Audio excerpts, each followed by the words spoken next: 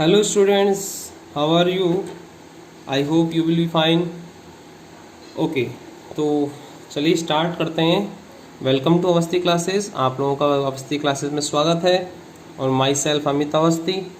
And हम लोग आज जो स्टार्ट करने वाले हैं वो क्लास 11th का फर्स्ट चैप्टर जो कि some basic concept of chemistry.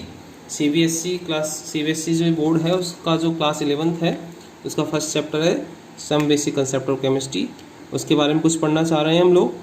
तो इसमें जो सबसे इम्पोर्टेंट टॉपिक है मैं उसके बारे में केवल आपको पढ़ाऊंगा। इसकी क्या प्रोडक्ट क्या यूजेज है ये आप सब जानते हो, क्या इसकी इंपॉर्टेंस है केमिस्ट्री की बेसिक लाइफ में, क्या इंपॉर्टेंस है, कहाँ कहाँ कौन कौन सी केमिस्ट्री किस किस जगह यूज आती है, कितने टाइप की केमिस्ट्री होती है, कौन कौन सी इसकी ब्रांचेज होती हैं, इसके बारे में हम लोग डिस्कस नहीं करेंगे।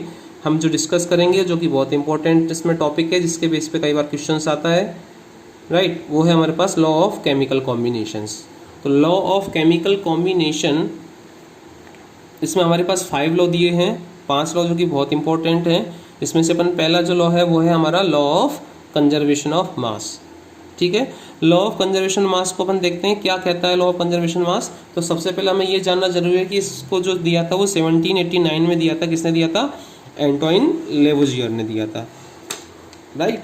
तो एंटोइन लेवोजियर ने इस लॉ को दिया था। इस लॉ का क्या कहा था? इस लॉ के अकॉर्डिंग कि in a chemical reaction the mass of reactant consumed and the mass of product formed is same.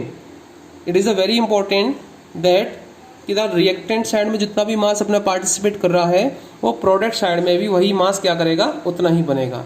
इसका कहने का मतलब ये है कि रिएक्टेंट में पार्टिसिपेट करने वाला मास प्रोडक्ट की साइड जैसे ही प्रोडक्ट बनाता है तो प्रोडक्ट भी उसका मास सेम ही होना चाहिए, राइट। फॉर एग्जाम्पल हम ये कह सकते हैं कि मास को ना तो क्रिएट कर सकते हैं ना ही डिस्ट्रॉय कर सकते हैं। So we can say the mass can neither be created nor be destroy. इसका मतलब ये हो गया कि मास हमेशा क्या रहता है, कांस्टेंट रहता है। रिएक्टेंट साइड में अगर मास आ रहा है तो जितना रिएक्टेंट साइड में मास है उतना ही प्रोडक्ट साइड में मास होगा। तो number of mass total mass of reactant side is equal to the total mass of product side during the chemical reactions, right. कुछ केमिकल रिएक्शंस ऐसी होती है जिसमें हमारे पास मास एनर्जी फॉर्म में चेंज हो जाता है तो कई बार इक्वेशंस बैलेंस नहीं होती है। उस इक्वेशन के बारे में एक्सेप्शनली केसेस के बारे में हम बाद में पढ़ेंगे। अभी जो मोस्ट इंपॉर्टेंट लॉ है वो है लॉ ऑफ कंजर्वेशन ऑफ मास। नाम से ही पता चल रहा है मास का कंजर्वेशन होगा, दैट इज मास कंजर्व है, उसको अपन ना तो डिस्ट्रॉय कर सकते ना ही क्रिएट कर सकते हैं, राइट। फॉर एग्जाम्पल अगर मैंने कोई एक रिएक्टेंट यूज किया है ए एंड बी और अगर वो रिएक्टेंट हमें देता है हमारे पास ए बी, अगर प्रोडक्ट देता है, जो भी ए बी प्रोडक्ट बनाएंगे सी डी प्रोडक्ट बनाएंगे तो वो प्रोडक्ट में जो हमारे पास कंपाउंड बनेगा वो जितने number of moles A participate कर रहा है उतने number of moles A B इसके अंदर बनना चाहिए प्रोडक्ट, और जितना number of moles B participate कर रहा है तो प्रोडक्ट साइड भी बी का उतना ही ग्राम होना चाहिए। फॉर एग्जाम्पल अगर मैंने 2 ग्राम ए कंपाउंड लिया है एंड 2 ग्राम बी कंपाउंड लिया है तो टोटल मिलके 4 ग्राम है, तो टोटल मास हमारे पास रिएक्टेंट साइड 4 ग्राम है तो टोटल मास प्रोडक्ट साइड भी क्या होना चाहिए, 4 ग्राम ही होना चाहिए। समझ में आया आप लोगों को कि जितना नंबर ऑफ मास इसमें अपन यूज करते हैं उतना ही number of mass product side बनना चाहिए। अगर इसमें कहीं चेंजेस होता है इसका मतलब वो अपनी रिएक्शंस काफ़ी गलत है। चलिए कुछ एग्जाम्पल लेते हैं हम लोग। जैसे सिंपल एग्जाम है हाइड्रोजन का H2 + O2 it gives H2O। अगर हम केवल simple H2O2 + it gives H2O लिखते हैं तो ये रिएक्शंस, अगर ये बैलेंस रिएक्शन नहीं होगी तो ये रिएक्शन गलत मानी जाती है। हमें किसी रिएक्शंस को बैलेंस करने की जरूरत क्यों पड़ी, इसके पीछे रीजन है ये इसी लॉ का, क्योंकि अकॉर्डिंग टू दिस लॉ ये कहा जाता है कि आप मास को डिस्ट्रॉय नहीं कर सकते ना ही क्रिएट कर सकते हैं, इसलिए जितना मास आप पार्टिसिपेट करवा रहे हो रिएक्टेंट साइड में उतना ही मास आपका प्रोडक्ट साइड में बनना चाहिए। क्लियर? तो इसके लिए हमें सबसे पहले क्या जरूरत पड़ी, इसको बैलेंस करने की। तो हाइड्रोजन यहाँ पर अगर 2 है तो यहाँ भी हमारे पास 2 ही होना चाहिए। ऑक्सीजन रिएक्टेंट साइड में अगर 2 है एटम के तो ऑक्सीजन भी इधर की साइड 2 होना चाहिए, जबकि इधर ऑक्सीजन 1 थे तो मैंने मल्टीप्लाई कर दिया 2 से, राइट। अब 2 से मल्टीप्लाई करने पर ऑक्सीजन तो बैलेंस हो गया लेकिन हाइड्रोजन अनबैलेंस हो गया, क्योंकि हाइड्रोजन यहाँ पे हो गए 2 2 4 और यहाँ पर कितने थे हमारे पास 2 हाइड्रोजन, तो मैंने इधर भी मल्टीप्लाई किया किससे, 2 से। हिट एंड ट्रायल मेथड से हम लोग इसको 10th में भी पढ़ चुके हैं और आगे भी हम इसमें बड़ी क्वेश्चन जो पढ़ेंगे तब अपन इसको बैलेंस कर लेंगे। तो हिट एंड ट्रायल मेथड से इसको क्या करेंगे, हम बैलेंस करेंगे। जब ये इक्वेशन बैलेंस हो जाएगी तो ये लॉ ऑफ कंजर्वेशन को फॉलो करेगी, law of conservation of mass को फॉलो करेगी, जिससे ये रिएक्शंस करेक्ट मानी जाएगी। राइट, चलो देख लेते हैं कि 4 number of mole hydrogen are here in the reactant side and oxygen यहाँ पर कितना है 2।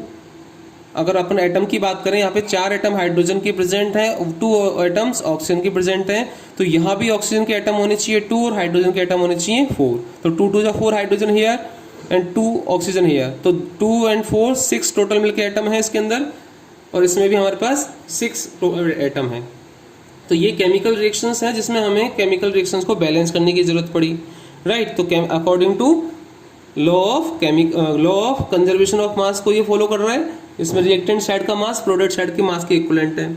चलिए इसको एक एग्जांपल से अपन समझते हैं कि क्या ये लॉ वो एग्जाम्पल फॉलो करता है, क्या ये लॉ सही है, वैलिड है। इसके प्रूफ करने के लिए मैंने एक क्वेश्चन लिखा है, वो क्वेश्चन आप ध्यान से पढ़ें कि 1.5 gram of C2H6 that is called ethane on complete combustion give 4.4 gram of CO2 carbon dioxide, right, and 2.7 gram of H2O so that the reaction obeys law of conservation of मास। तो आप prove करो कि ये reaction जो है law of conservation मास को follow करती है, ओबे करती है या फिर नहीं करती है। तो सबसे पहले आप केमिकल रिएक्शन लिखेंगे, वो भी balance chemical reaction.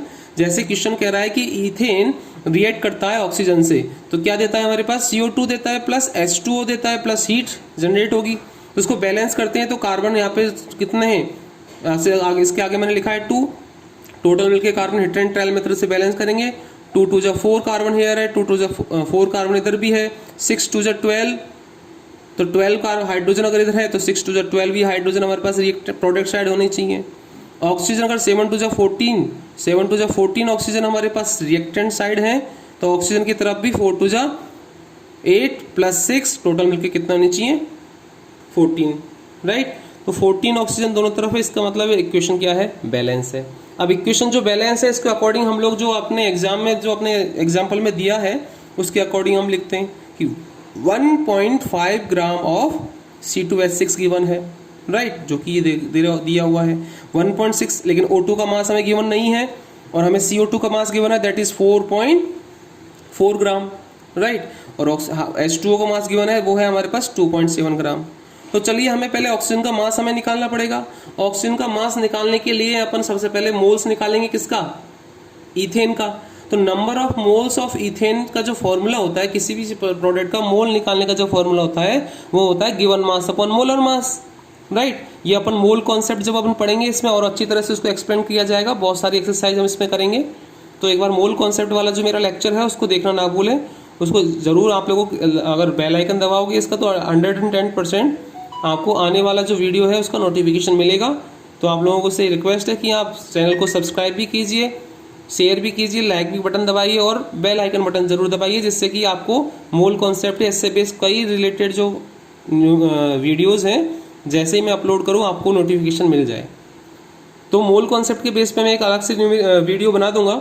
Number of mole of ethane का मोल निकालने के लिए जो फॉर्मूला होगा वो होगा गिवन मास अपॉन मोलर मास। गिवन मास हमारे पास कितना है 1.5 और मोलर मास जो इथेन का जो होगा वो होगा 30।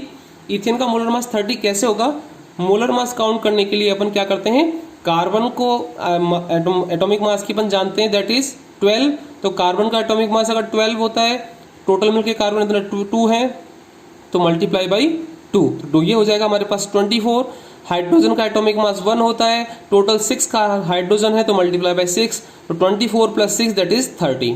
तो 30 इसका क्या हो जाता है हमारा मोलर मास। तो टोटल जो इथेन मॉलिक्यूल्स है उसका मास हो गया 30, तो डिवाइड बाई 30, तो 1.5 डिवाइडेड बाई 30, गिवन मास हमारे पास 1.5 है, 1.5 गिवन मास है बना। तो चलो हमारे पास जो आंसर आया वो हमारे पास कितने मोल्स आ गए, 0.05 मोल। अब ये जो मोल हमें पता चले वो किसके मोल है, ऑक्सीजन के मोल है। तो चलिए ऑक्सीजन का मोल है, लेकिन हमें ग्राम में वैल्यू निकालनी है इसकी कि ग्राम में एक्चुअल में कितना है, क्योंकि ये भी ग्राम में है, ये प्रोडक्ट साइड में दोनों ग्राम में है, तो उसमें ग्राम में वैल्यू निकालनी है। अगर मुझे मोल मालूम चल गए हैं ऑक्सीजन की, तो मुझे ग्राम में अगर मुझे निकालना है तो बहुत आसान है। हम क्या करेंगे इसका, अगर हमें ऑक्सीजन को मास की जरूरत पड़ेगी हमें जो कि ग्राम में, तो उसके लिए वापस से मैंने रिएक्शन यहाँ पे लिखी हुई है, वो बैलेंस इक्वेशन है। तो हमारे पास पता है कि 1.5 ग्राम हमें दे रखा है और जो मोल दे रखे हैं वो किसके निकले 0.5 मोल, राइट। अब अपन निकालते हैं कि 2 मोल इफ 2 मोल ऑफ C2H6 जो कि इथेन है, 2 mole of C2H6 required how many number of moles, that is 7 mole of oxygen की जरूरत पड़ती है। तो 7 मोल ऑक्सीजन की जरूरत पड़ेगी अगर मैं 2 मोल क्या लेता हूँ C2H6 इथेन लेता हूँ।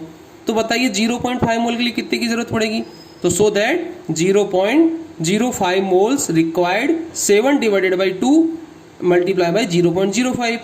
यूनिटरी मेथड जो हम लोग पहले से ही पढ़ते आए कि अगर एक केला इतने रुपए का आता है तो 10 केले कितने रुपए के आएंगे। इसी तरह से 2 moles of C2H6 required 7 mole of O2, तो 0.05 मोल की जरूरत कितने की जरूरत पड़ेगी, वो हो जाएगा हमारे पास 0.175 मोल, 0.175 मोल किसके, ऑक्सीजन के। तो हमें मुझे ऑक्सीजन के मोल पता चल गए कि ऑक्सीजन के मोल कितने हैं, राइट। जब ऑक्सीजन के मोल हमें पता चल गए हैं तो ऑक्सीजन के मोल का अपन क्या कर सकते हैं, मास में ग्राम में कन्वर्ट कर सकते हैं।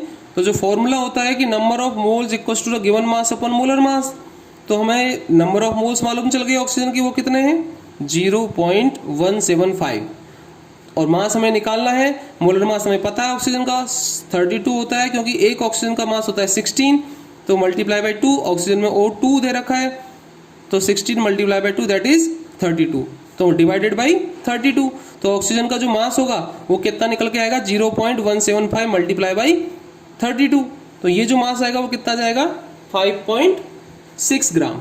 तो 5.6 ग्राम जो मास आया है ये किसका मास आ गया, हमें ऑक्सीजन का मास पता चल गया। तो चलिए फिर से अपन बैलेंस इक्वेशन की तरफ चलते हैं कि अगर हमें 6 जो हमें इथेन गिवन है, इस इथेन का मास हमें ऑलरेडी गिवन है, वो कितना था 1.5 ग्राम। ऑक्सीजन का मास हमें निकाला है, वो है हमारे पास 5.6 ग्राम, अभी निकाला है। और CO2 का जो हमें मास ऑलरेडी दे रखा था वो है हमारे 4.4 ग्राम, और H2O का मास भी हमें पहले से दे रखा था, वो था हमारा 2.7 ग्राम। अब according to conservation of law of mass वो हमें क्या कहता है कि रिएक्टेंट साइड के मास प्रोडक्ट साइड के मास के इक्विवेलेंट होना चाहिए। चलिए देखते हैं कि वो इक्वल हुआ है नहीं हुआ है। तो 1.5 प्लस 5.6 टोटल मिलकर मास कितना आया 7.1, तो 4.4 प्लस 2.7 टोटल मास कितना आया 7.1। तो इससे ये दोनों तरफ इक्वल मास आ गया। इससे ये प्रूफ हो गया कि जो ऊपर वाला जो आपका जो लॉ है वो एकदम सही है और वो सही प्रूफ हो रहा है।